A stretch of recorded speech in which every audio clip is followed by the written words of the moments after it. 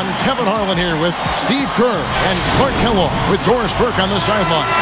There's nothing else like it. The NBA on 2K Sports. We are in Indiana for some Pacers basketball. This hometown crowd ready to go. And now the opening lineup for Boston.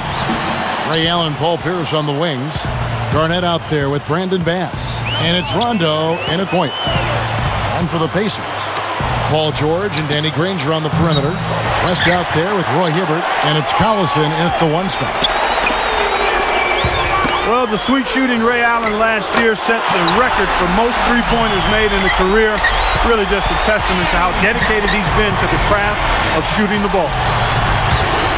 Out of bounds. And they'll keep possession.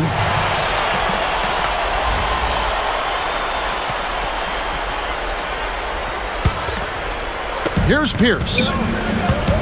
Hangs. So he gets the whistle. Contact on the way up and 2 shots coming up. And Clark, for Ray Allen, not only has he made a lot of threes, he has been tremendously accurate. Steve, he's one of only 40 players in league history to shoot over 40% from distance for his career. And it's not just the percentage, Kevin. It's the number of clutch shots he hits. It's the range. It's his ability to get a shot even on his own. He's not just a spot-up guy. He can score in so many different ways. One of the great shooting guards of all time, really. Now it's sent it down to Doris Burke, who is able to catch up with Coach Doc Rivers. Kevin, when I asked him what his team is looking to accomplish on the offensive end, he said they'll be looking to make the extra pass. He told me with the shot blockers they are facing, they'll often come to help from the weak side, and they can get a lot of easy buckets if they know when they've left their man alone inside. Let's see if their guys make the right reads. Terrific, Doris. Thanks. They put a lot of thought into how they're going to match up against the opposing defense, guys. Well, one of the things you got to do here, Kevin, and Steve, you can't afford empty possession against this team. You've got to put the ball in the basket. Yeah, that's for sure. You got to make them count because you know you're not going to get a lot of open looks. So make sure you make the defense move the ball, try to get good looks, and make them pay. You know, guys, I think the Celtics actually came into the playoffs last season with a little less swagger than usual. I mean, losing Kendrick Perkins in the trade seemed to shake them up a little bit. And with Shaq really unable to contribute due to injuries, a team used to being big inside perhaps felt a little smaller. That's going to be important for this team to fight over the top of screens defensively. Yeah, you got to tag him and stay right close to him because with his touch, he doesn't need much space to get his shot off. And again, Kevin Garnett. Clark, you set the table there well with the Celtics and their injuries that did play a role in the postseason, not just in the front court. The dislocated elbow of Rajon Rondo also factored in. Steve, that was a huge hit for that team. Yeah, I was amazed that he was able to return in that game and continue to play the rest of the series. But it did limit him. And with Rondo slowed down, the Celtics had a tough time scoring. In fact, Miami really played him and Boston kind of 5-on-4. They didn't honor his offense, and it really cost Boston. How often have we seen him, Kevin, create wide open chances for himself like that? You know, we've talked so much about the big three of the Celtics, but really it's been the big four for quite some time now. Here's Granger, and once again off the mark by Indiana. Clark, their offense has been great here. Yeah, I love the way they've looked really strong and together. Yeah, and very aggressive, too. Keeping the defense off balance with their ball movement. I like the way they look. You talked about the big three, Clark. I think you have to include Rondo as part of that now. Like I was mentioned before, Doc Rivers, he throws him in as part of the big picture for Boston, the big four. Steve, he's told you that, I'm sure. Yeah, it really is more like the big four, guys, for sure. Because without Rondo, that offense would never kick into gear. And I think Rondo, in many ways, is actually the most important Boston Celtic, especially at the offensive end of the floor. Timeout called the Pacers.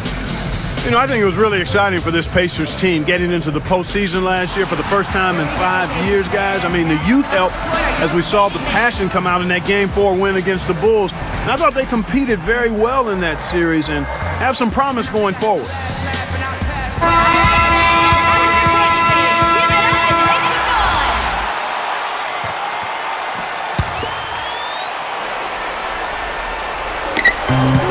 1:58 left in the first. And West backs in. Makes it off the glass.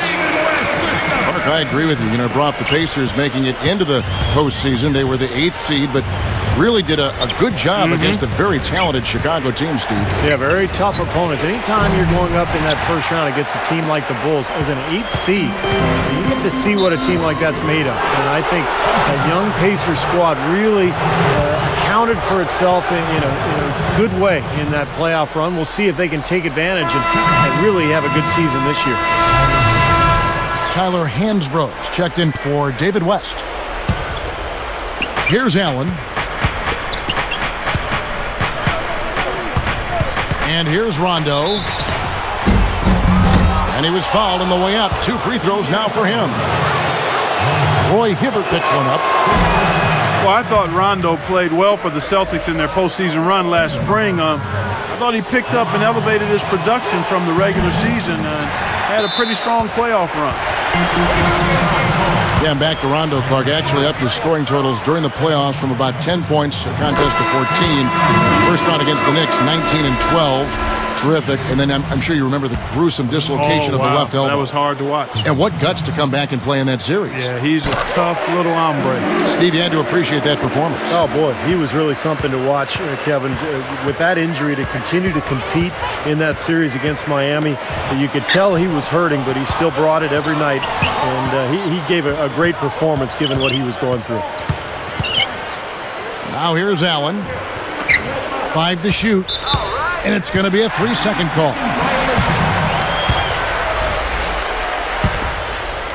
Indiana trailing here. Collison, the pass to George. And he throws it down with one hand. Boy, that is a sweet feed from his teammate there. They're struggling to keep up. Now we'll see if they can turn things around on this trip. They can't continue to come up empty. Allen for 3. And the rebound goes to Danny Granger. Granger's got 3 rebounds now in this one. A very rough quarter for him as not much is falling right now. He's really struggling in this quarter right now. They need to think about getting the ball out of his hand. It's stolen by Allen. Pierce kicks to Rondo. Here's Collison. Still looking to get on the scoreboard. He's covered by Rondo. Passes to Granger. That falls. Great assist by Darren Collison. That's 7 points for Danny Granger. Allen for the 3. Basket is good. The assist from Rondo. And that'll tie this game up. Some great action here early as we end the first quarter. Clark in the top.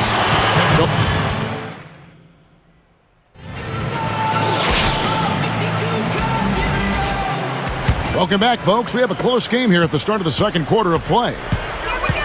Granger, Hansbrough, and Hibbert are the front court. Paul George is out there with Collison. That's the 5 to begin the second quarter for the Pacers.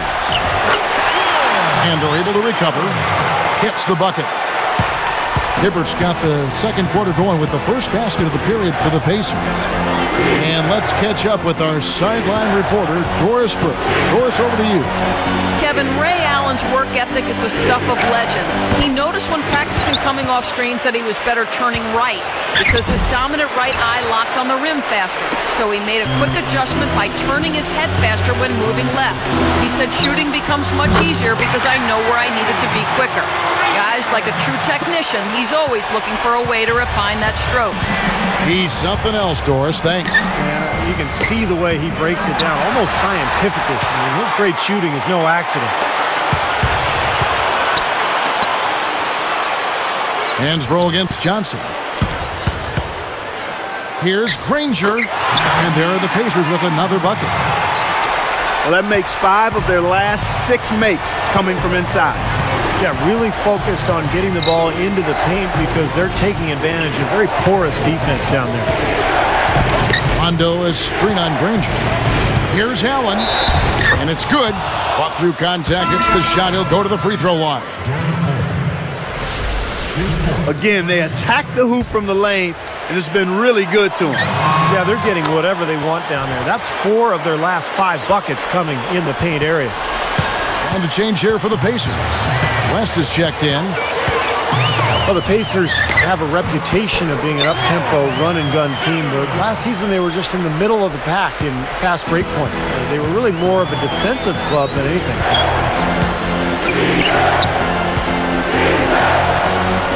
Allen against George. Allen dishes to Garnett.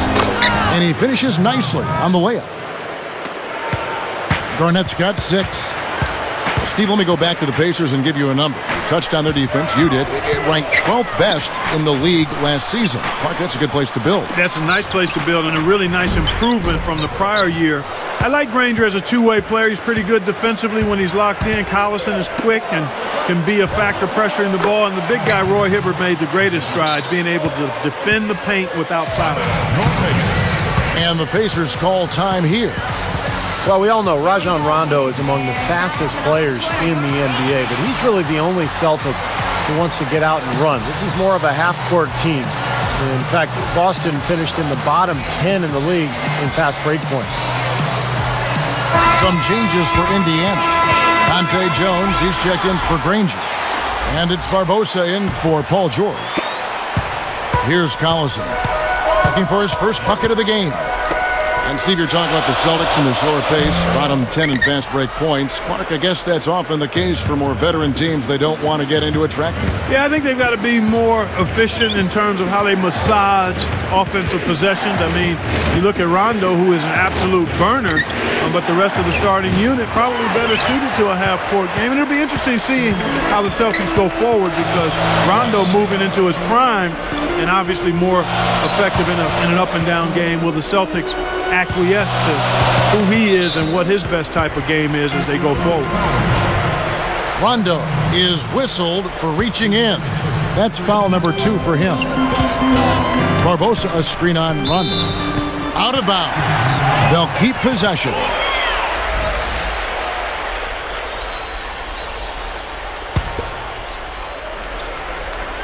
So here is West.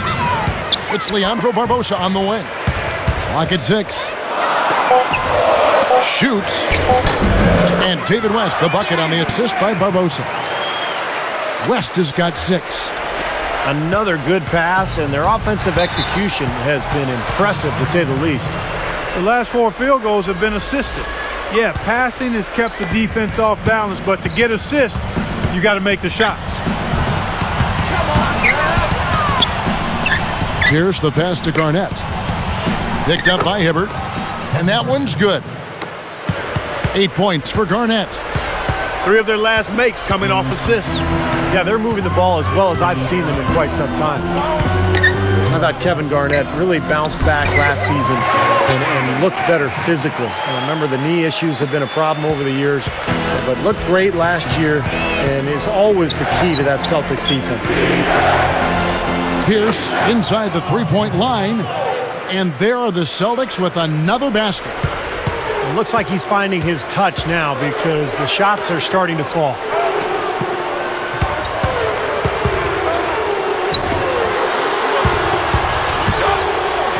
Jones with it, and he banks in the layup.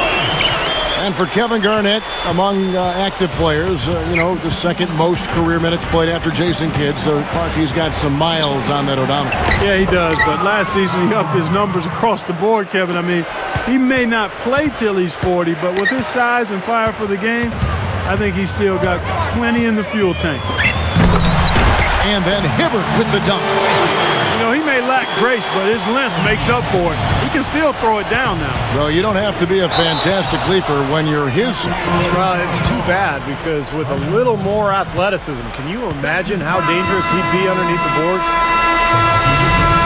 Danny Granger is checked in for Indiana.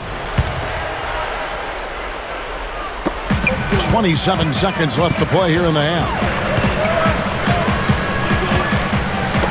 Got a piece of it. Pierce covering. He kicks it to Barbosa.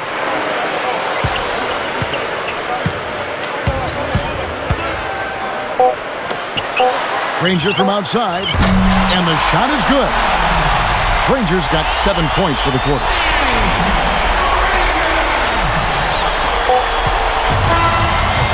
And that concludes the first half. What a great game for Granger in this one. He's got...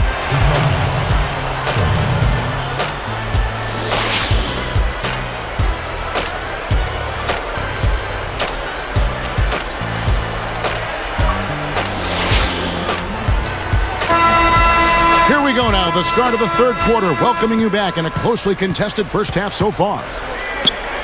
On the court right now for the Celtics. Rondo and Allen make up the backcourt. Pierce out there with Michael Pietrus, and it's Garnett in at the 5 spot. Well, you look at the Celtics a season ago, they went 23-18 on the road, and well, that would be a good mark for most teams. That was Boston's worst road record in the last 4 years. And a chance here to catch up with the fourth member of our crew, Doris Burke. Hi, Doris. Hey guys, well, one of the identifying characteristics of the Celtics, one of their calling cards has been their tough defense over the years. Former coach Phil Jackson had high praise for them, saying they're going to smother, they're going to contest, and they're going to body guys. He added that these things you'll have to account for and plan for when facing the Celtics. Guys, not easy to do. Good job, Doris. Boston always near the top of the league in defense. And, Kevin, I think Kevin Garnett has the most to do with that. He's the anchor down there on the block.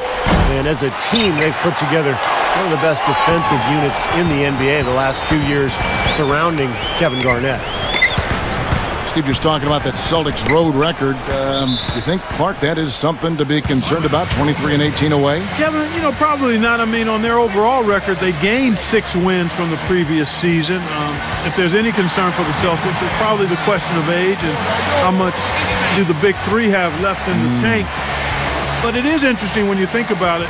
Last year, when they felt, the year before rather, when they got to the NBA Finals, they didn't feel concerned about not having home court advantage in the Eastern Conference because they had been so good on the road. Sure. So that could have maybe put a little chink in their armor in last season's playoff. Brandon Bass is checked in for Michael Pietrus. The baseline J. Offensive rebound. And another shot. Here's West. The third shot of the possession finally falls for him. West has got 4 points now in the quarter. A slight advantage for them in the rebound category. They've got to continue their work on the glass. Yeah, I agree with you, Steve. I mean, they're on the right side of the ledger, and that is all that matters to them right now with the lead they have. Yeah, just 1 for 4 here in the third quarter, so a very slow start for this club. Here's Granger. 8-point game. Now here's West. 12 points for him. A chance there to push it to double digits, but it's off the mark. Trying to break that ice-cold streak. Pacers leading by 8.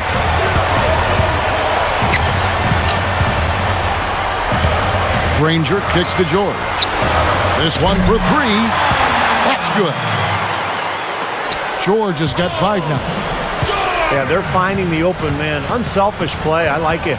Yeah, I love it too. Teamwork in evidence there, right on full display. A big percentage, a high percentage of their baskets have come off assists. Now here's Pierce. He's got 9. They need this. Bass can't get it to go. Clark, one thing we've seen from these guys is excellent ball movement. And you love to see that, Kevin. I mean, I love watching unselfish play, and I know Steve enjoys that too. Yeah, that's the best part of the game. I mean, a 5-man team game where the ball moves. There's so much unselfish play. It's beautiful to watch. Well, the Pacers handled themselves pretty well against the Eastern Conference last season, 28-24. And they seem to be a team on the rise. They've got a lot of young talent. And having made the playoffs last season, they're hoping for more this year. The free throw drops for Bass. And for the Pacers last season, finishing 4 games under 500, but they are an ascending ball club as they made the playoffs. Yeah, I agree with you there. I mean, they're building it the right way, too. Larry Bird and David Morway putting some pieces together. A nice core group of young, hard-working, talented players. Now you just, with some salary cap room there, Perhaps you can add a piece or two to elevate your talent base and your experience level. Being patient, not taking shortcuts, and they're headed in the right direction. Good place to play. Yeah. Rondo dishes to Bass. Takes it up for the stuff. And look at how he posed on the rim for a few seconds after that one. That's never going to endear you to your opponents. They don't like that kind of stuff. No, he was enjoying that one so much he didn't want to let go. Yeah, just a little reminder of whose rim it is. Yeah, what a tough break, guys, for David West. Last season was having such an outstanding year before tearing his ACL in March late in the campaign. Very tough break for him. Impressive play there, and they have been really good offensively. Piling up the points en route to this big lead, guys. I mean, they've been unstoppable. Bass can't get it to go. And back to that West injury. To lose what he brings to the table is a big blow to any team. Yeah, without question. I mean, and the Hornets showed well in the playoffs, but you know they missed his scoring, his rebounding, and he's a veteran who's been in the playoffs, and he's a tough guy as well, Kevin. So those are attributes that you just can't replace. Another board for them, and they've got a huge advantage in that regard. Yeah, it's not really a surprise. I mean, rebounding one of the true barometers in winning basketball games, and if you rebound better, you typically are going to win ball games and do it comfortably. Time called here. The Celtics decide to talk it over. Well, you look at this Pacers roster, a nice young blend of talent and size, some versatility. They had the flexibility this past summer to add some other nice players. So this team seems to be on the rise. And a change here for the Pacers. Hansbrough's checked in. Johnson, he's checked in for the Celtics. And stolen by Granger. They've got numbers. And George with the stuff. Making it look easy out there. Yeah, it's been a lopsided affair on the floor, guys, and on the scoreboard. Pierce with the screen on Collison. Can they get it? The rebound by Hansbrough. Here comes Collison. Still looking to get on the scoreboard. Puts the lead pass in front of him. Here's Granger. Well, through 3/4 of play, down double digits, it may be difficult to...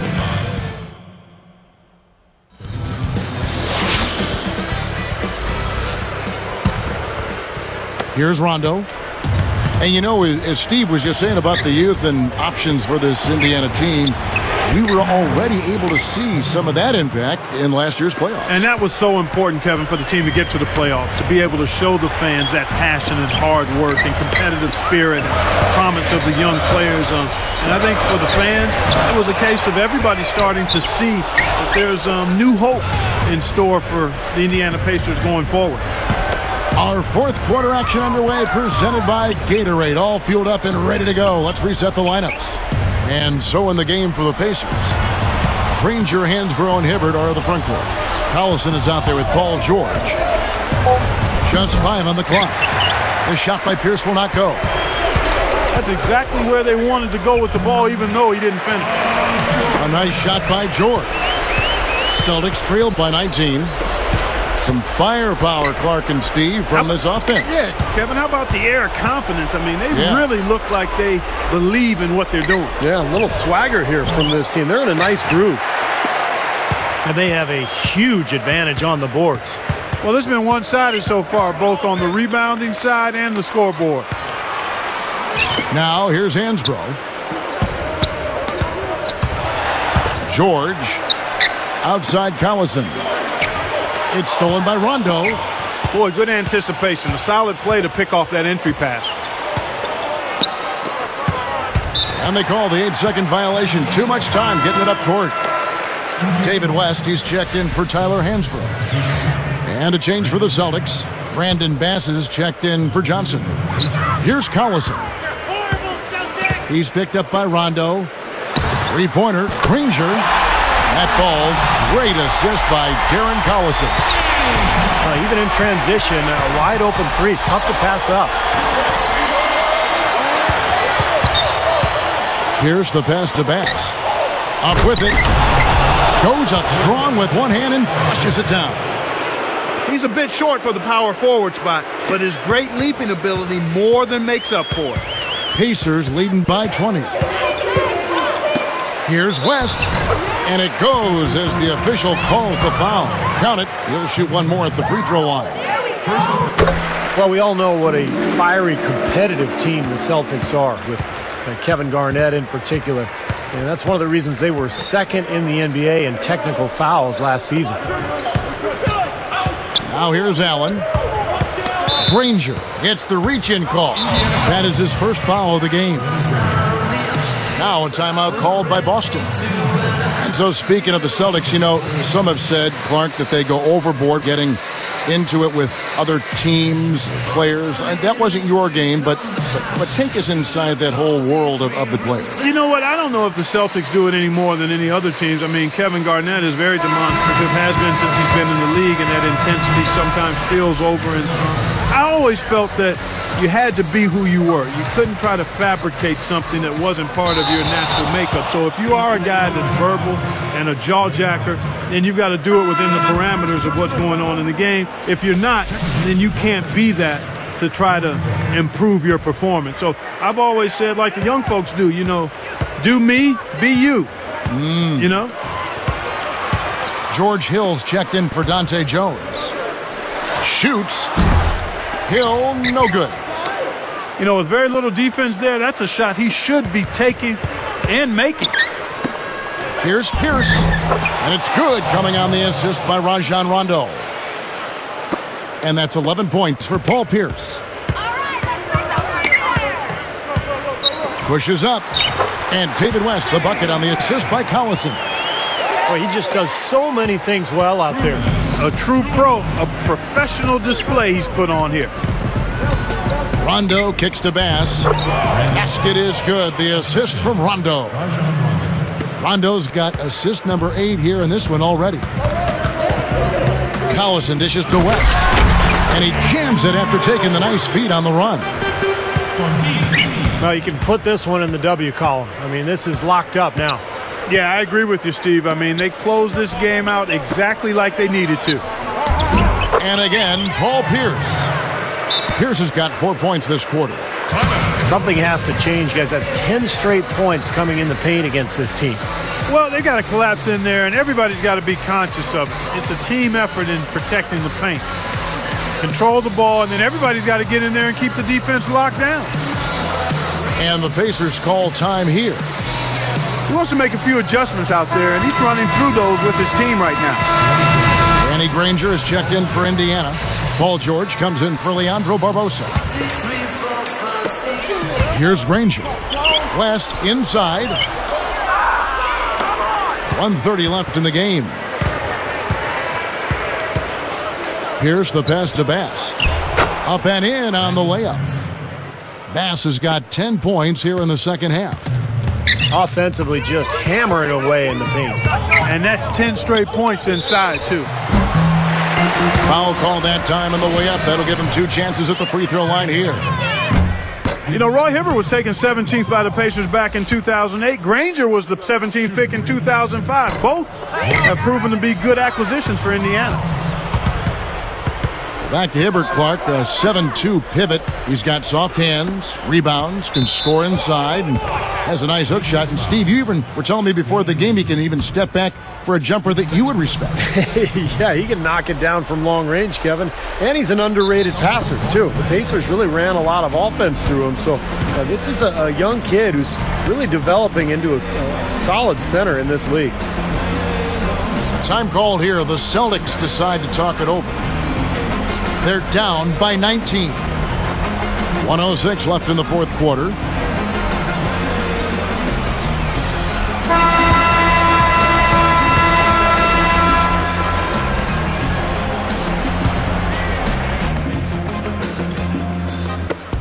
.106 left in the fourth.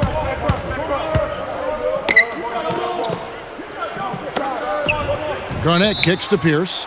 And there's the 3-second call, this one on the defense. And so he hits the technical free throw.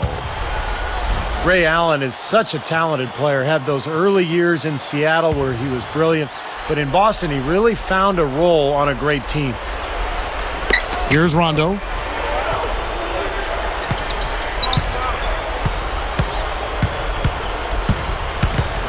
Defended by West and stolen by Hibbert. Tried to make that interior pass, but it wasn't there. Granger dishes to George. And he drops in the layup off the glass. Clark, you know, when you talk about the Celtics defining Allen's role a bit more, I mean, that's what good teams do, isn't it? Clearly define roles for players, even veteran ones like Ray Allen. Kevin, you're exactly right. And, you know, Ray became a much more consistent defender for the Celtics. I mean, you see that, and as you define roles, you can rein players. Oh! That's a dagger. That will probably finish this game. Yeah, it's over, Steve. Convincing closeout. Well, not much they can do at this point. Nope, playing for pride. Trying to finish strong for pride's sake. Just 2 seconds between shot clock and game clock. Collison against Rondo. Now the feed to Allen. Marked down low that time, and he got the 3-second call. Wow, costly error there. Well, I tell you what, you've always got to maintain focus, but especially right now. Here's Granger, and the miss. So no problem for Indiana as they get the win. Some days, Clark, everything goes right for a team, and they just had one of those games. Yeah, it certainly was. I mean, these guys played a great all-around basketball game here. Thanks for tuning in to the NBA on 2K Sports. For Clark Kellogg, Steve Kerr, and Doris Burke, this is Kevin Harlan. We'll see you next time. And now, our Jordan Player of the Game, David West.